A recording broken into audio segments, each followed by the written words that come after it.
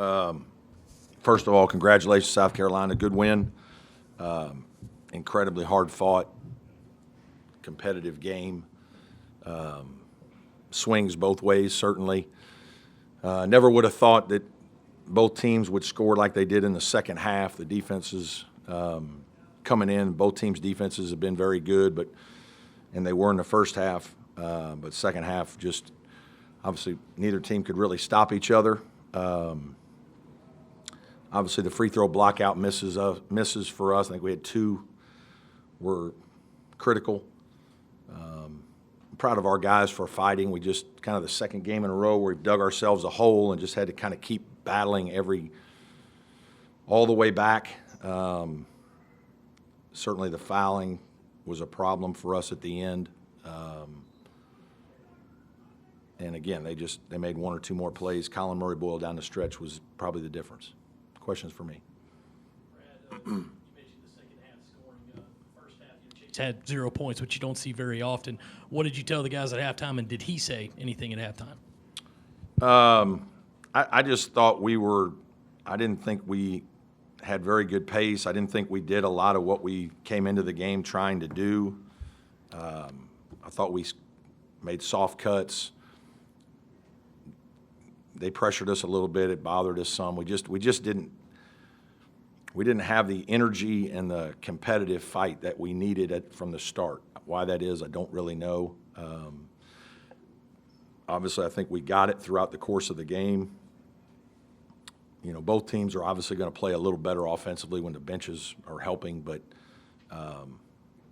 you know, I don't really know why that was. Certainly, Chase's play was tremendous in the second half for us in overtime. Brad, with losing Viktor and Ian there, kind of in end of regulation, then overtime, just how crucial was that with them fouling out? And then going off that with South Carolina, what can you say about them, and what's your assessment of the way they play? Yeah, obviously that was, you know, Viktor had one of his poorer games for us all year. He's coming off a great game and for whatever reason didn't play well tonight. Yeah, Ian fouling out is obviously a problem with Viktor already fouled out. We've got Christian in there who doesn't play a whole lot for us, still kind of a developmental big that I'm proud of him. I thought he did some good things. You know, and obviously they had to battle. Colin Murray-Boyles was in some foul trouble, so he didn't play as much as he normally plays. Both teams were jockeying all game. You know, they have a good team. They can play big. They can play small. Pringle helps them when they have he and Boyles out there. They're a big, strong, physical team. And then they can, you know, a guy like Stute who's shot the ball poorly all year makes 5 threes against us today, you know.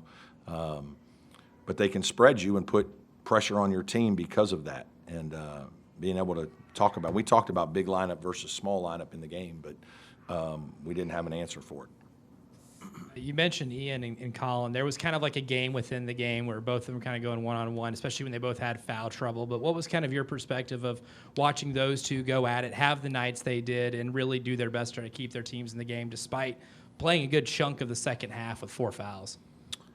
Yeah, I mean, they're both terrific players, you know. Colin's a little longer and a little more athletic. Ian's he just plays with tremendous heart and spirit. And, you know, they're big pieces of both teams because of it. They're both smart players. They both have high assist numbers this year, unselfish guys. So certainly terrific guys to coach and watch play. Brad, you lose back-to-back games, tough games in overtime against good opponents. I'm guessing you don't have to reinvent the wheel here. What do you think you need to tweak before Wake Forest and going forward in the ACC? You know, I don't know. I just kind of like I told my team, I need to watch the film to have a better understanding of what really happened. I just didn't think we played very well. And some of that South Carolina in the first half. Offensively, we were very poor. Defensively, we were okay, competitive on some things.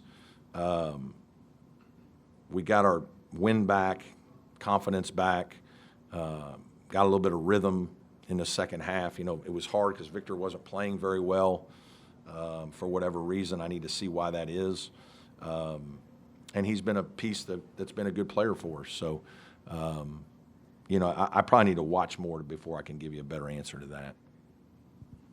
Yes, sir. You mentioned Myles Stute hadn't had the best year. Did he take y'all a little bit off guard today, and did y'all try to make No, we in-game we adjustments? labeled him as a shooter because, basically almost all his shots are threes. But it's hard. They've got a lot of guys that can shoot. Ugasuk has been shooting the lights out lately, if that's how you pronounce his name. And then Thomas is a good player who didn't shoot it well tonight. Jacoby Wright can make threes. I mean, they can spread you out with, 4 and 5 guys that can shoot the ball in.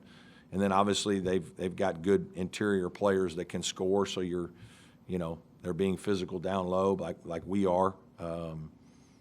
And they can be a tough cover at times. And so this was a quick turnaround for us. That was an emotional loss to Memphis. I mean, it was hard.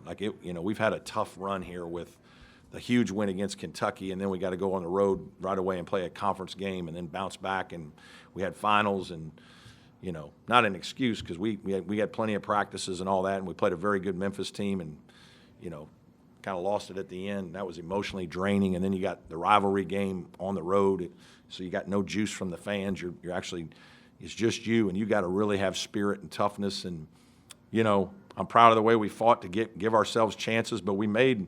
It's like I told the guys, and I told it in the after the game against Memphis. It's not a game you can just play hard. Playing hard isn't going to be enough. In this rivalry, you got to execute, and we didn't execute. We had missed blockouts. We had a couple fouls in the front court that now they get to go down and shoot free throws. We're giving them points. Obviously, we had a couple other things that were problematic. The longer the game went, we got a little better, but then we probably died at the end. I thought we've been tired late in both overtimes and haven't been able to get the stops we need. Somehow, I have to do a better job. I needed to do a better job of helping my team figure out how to stop Boyles. Brad, you talked about the team not playing well in the first half without watching the tape. Was that more about what South Carolina was doing or lack of execution? I think it's a combination. I think their aggressiveness and just, good plan and just they're a good defensive team. I mean, we told our guys, these guys don't make many mistakes. They're in front of you. They have a couple different ball screen coverages that they mix up nicely. And they're athletic, long. They've got some length. Good on-ball guys. So they're just very sound. They don't turn the ball over or they don't have bad floor balance, so you're not going to get a bunch of transition. We got a few in the second half, which was good.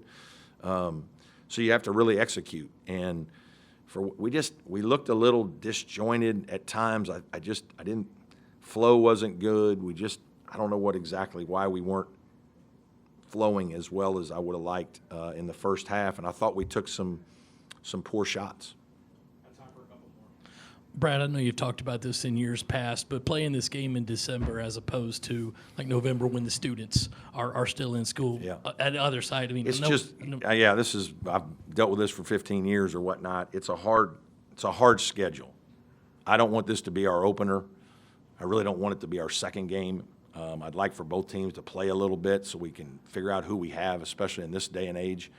And then all of a sudden you got, we're playing conference games the first week. We got the ACC, SEC Challenge. We always have, MTE tournaments. They do. We have finals. There's just so many things that it becomes a really hard, small window to try to figure it out. And we don't have it all solved now for next year. So I know next year you kind of do these 2 years. So when we play here with no students, they'll come back and play with no students. We do that, but anyway, it's not an easy one to solve. Coach, when you're down, I think 7 with a minute and a half left, Chase, goes for 3 threes, including the incredible one at the end. What are you thinking about how he's able to just lead this team back and will you guys into the game? Yeah, he's a terrific player.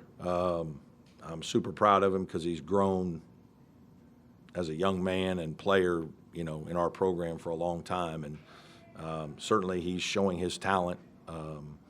And those are big-time plays. He's probably the only guy on our team that can do all that. And, to do it when you need it is not easy, especially after he's coming off a game where he made a big-time shot and then had a couple tough plays at the end. But it shows great resiliency, and obviously I'm very proud of him. Zoom, are we good? No?